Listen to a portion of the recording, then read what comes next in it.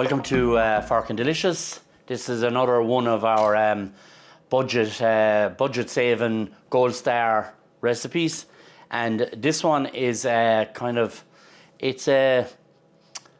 it a breakfast baked potato, all right, because I really couldn't think of any other name for it.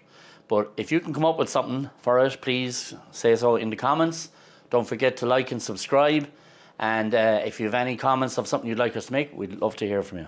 All right, so we'll get started here. So baked potato, just wrap them in tin foil, wrap them over and into a hot oven, about 180. Usually take about 40 minutes for them to do. I have some rashers here that I'm just going to put in under the grill. The grill is on.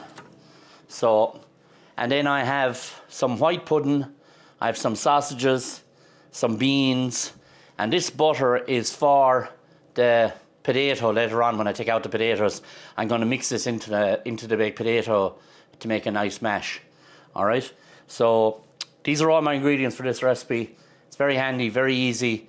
Kind of could be a good lunch, it could be a brilliant breakfast, or a good lunch or a small dinner.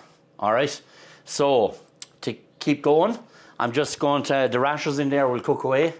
I'm using smoked rashers just because I like smoked, but you can use whatever you like. All right, same thing here is that these sausages, these are just pork. They're about 80% meat, so they're quite nice. And these pudding, I love these puddings. So white pudding especially, prefer it a little more than I do black pudding, but I have to say I like black pudding as well. But I just picked white pudding.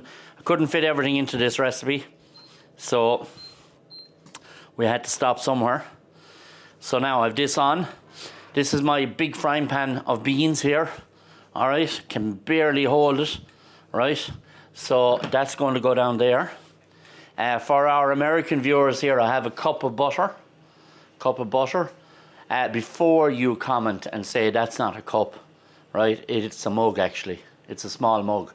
So, and we know it's not the measurement of a cup of butter, but we just liked it because it was so small. All right, it's like our bucket of custard in our other video. All right, so we're going to keep an eye on this here now. So I have little tongs, and just going to keep an eye on these till they start getting nice and brown, nicely cooked.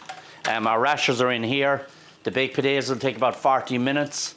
Everything's going to be heated up again anyway, so it's not going to matter too much. For these beans, I like to add, as you already know if you watch, I like to add some pepper. All right, and there's other things around here that I could add to this as well. I'm not going to today because I'm kind of trying to follow the recipe like what I wrote.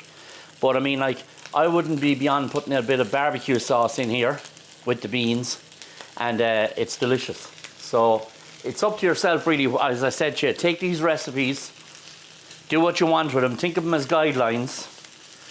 Things that you're just going to use in a kind of a rough kind of a way. Or follow them exactly if you want to. If you're starting off cooking, follow them exactly. They work perfectly. So for anyone that doesn't know what white pudding is made from, like oats, like a porridge kind of, and then it has little bits of pork fat minced into it, and seasoning and herbs, and sometimes a little bit of breadcrumb. This one doesn't have any breadcrumb. But it's delicious. It has no real, except from the little bit of pork fat. It's not like our traditional black puddings that have blood, that have pig's blood. So these don't. And people seem to like them a little bit better for that reason. But I must say that properly made Irish black pudding is absolutely one of the most delicious things. I really, really only like sausages that are absolutely properly cooked. The only time you'll ever hear me saying that they should be cremated, because we had lots of experimental sausage eating when we were young, and things would be brown but they would still be raw in the middle, and not blaming my mother or anything, but she was doing the cooking, and so making sure that sausages are really well cooked. All right. So back to these beans here as well. I just have some black pepper, and I said you could put in some barbecue sauce. You could also, if you had a little bit of curry paste, not curry powder, not curry paste, you could put in a little teaspoon of curry paste in there, make curried beans. Anything you want to do to add flavour is always good. I'm a believer in that. I don't have a lot of ingredients in this. Someone commented there about too many ingredients and too much in this and that. I'm just telling you everything that goes into it, but you don't have to put them all in. But it's up to you. But I don't think ever that I include too many things in the recipe. All right? Unless they're meant to be there. If they're meant to be there, they have to be there. All right? So this is coming along nicely, so I'm going to turn it down a small bit now, so that they start again. Like I said, this is induction cooking. Induction cooking is brilliant because it just, you have instant control. Like this is after dropping the heat way down. You can see already here. I'm just going to put this on it now, just to keep the heat in there a little bit and kind of cook those sausages by a little bit of steam as well. Like I said, I'm not too worried about the white pudding. They're actually cooked already. You can eat them out of the packet. They've been boiled for maybe 20 minutes to set them. So like you can eat them the minute you take them home. Same with the black pudding. You don't have to fry it.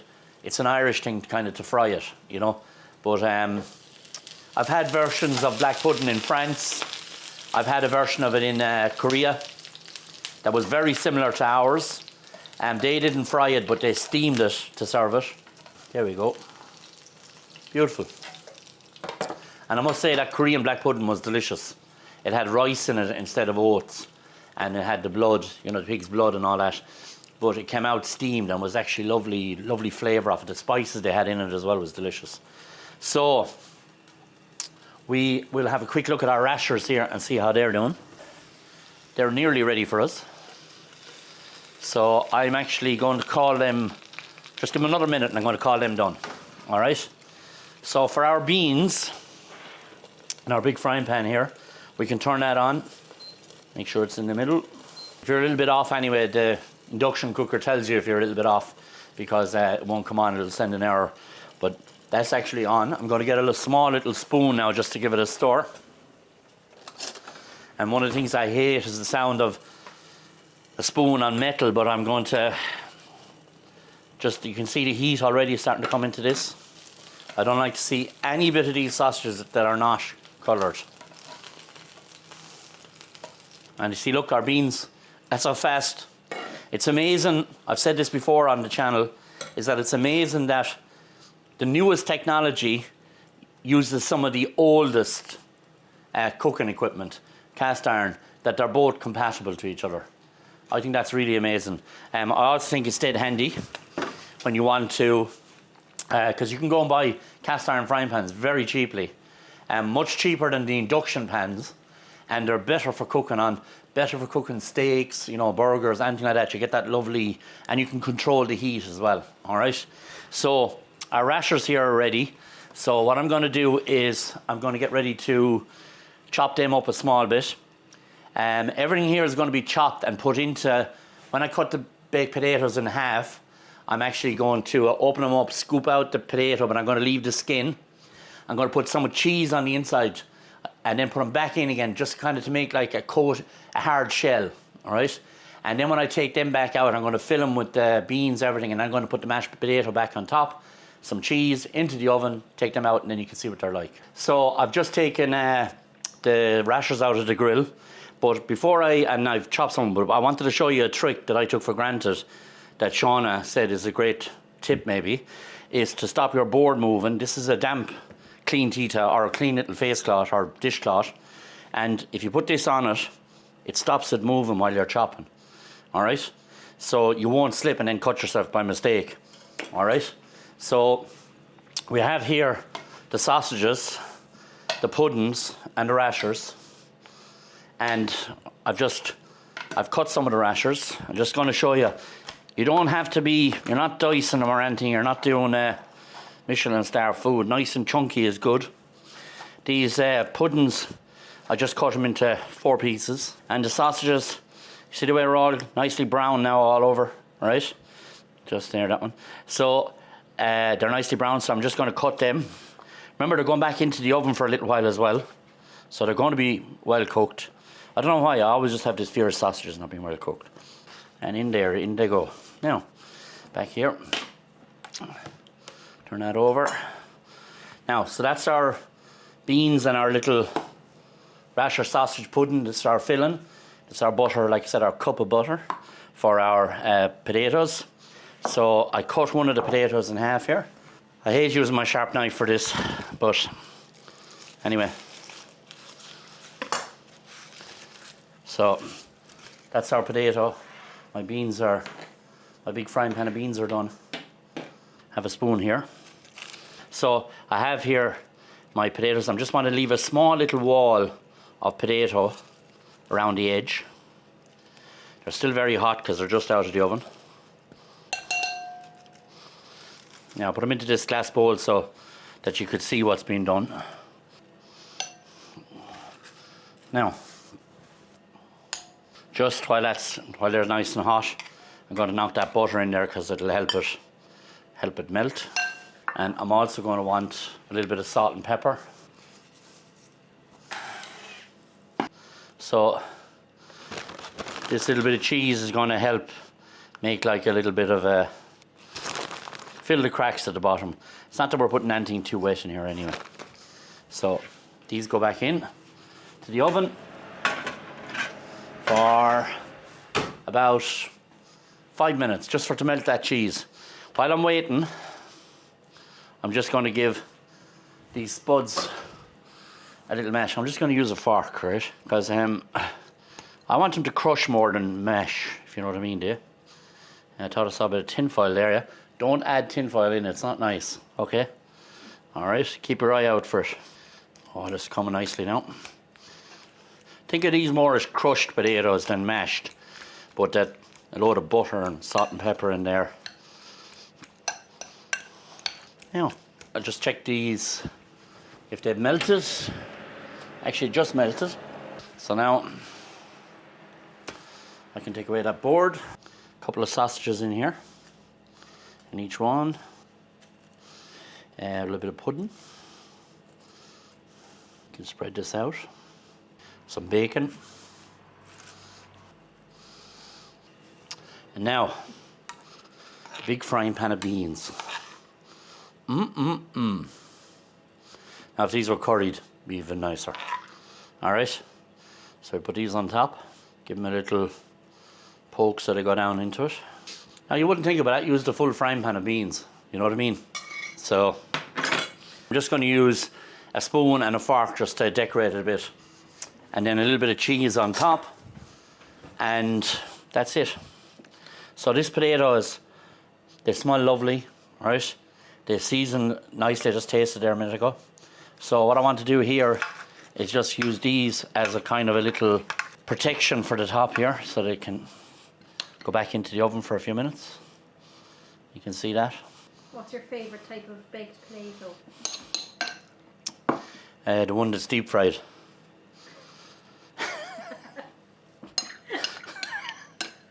Oh, favourite type of baked potato. Yeah. I just like baked potato actually, just on their own with butter and salt and pepper.